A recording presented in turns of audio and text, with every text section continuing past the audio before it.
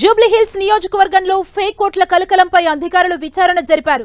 యూసఫ్గూడలోని ఒకే ఇంట్లో 43 ఓట్లున్నట్లు ఆరోపణలు గుప్పుమంటున్నాయి. దీంతో యూసఫ్గూడ డివిజన్ 246 బూత్ ఓటర్ జాబితాపై గందరగోళంపై అధికారులు విచారణ జరిపారు. సంస్కృతి ఎవెన్యూకొచ్చి విచారణ జరిపిన ఎన్నికల అధికారులు అపార్ట్మెంట్కు ఒకే ఇంటి నంబర్ ఉండటంతో అందరికీ సేమ్ ఇంటి నంబర్ వచ్చిందని అధికారులు తెలిపారు. 5 అంతస్తుల్లో అపార్ట్మెంట్ ఉండగా అందులో 15 ఫ్లాట్స్ నివాసం ఉంటున్నారు. పార్లమెంట్ ఎన్నికల్లోనూ ఓటర్ లిస్ట్ కూడా ఇవే పేర్లున్నాయి. ఎవరైనా చనిపోతే మాత్రమే ఓట్లను తొలగించే అవకాశం ఉందని అధికారులు చెబుతున్నారు. ఉప ఎన్నికల సమయంలో ఓటర్ లిస్టులో భారీ మార్పులకు అవకాశం తక్కువని అధికారులు తెలిపారు.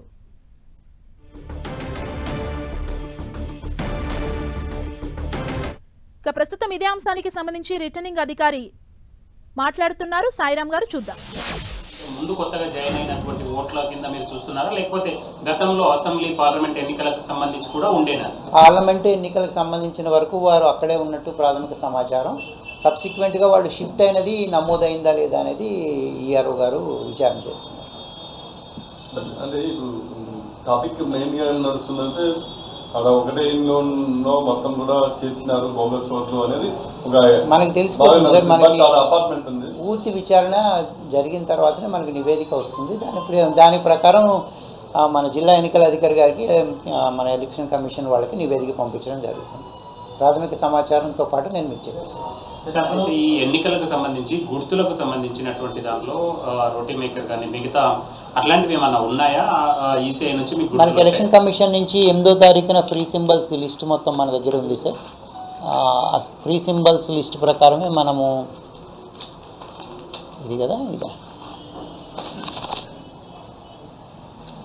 మనకి మొత్తం 8/10/2025 రోజున ఎన్నికల కమిషన్ నుంచి మనకి ఫ్రీ సింబల్స్ ఏంటి, నేషనల్ పార్టీ సింబల్స్ ఏంటి అనేది పూర్తి వివరాలు లేటెస్ట్గానే మనకు వచ్చి ఉన్నాయి.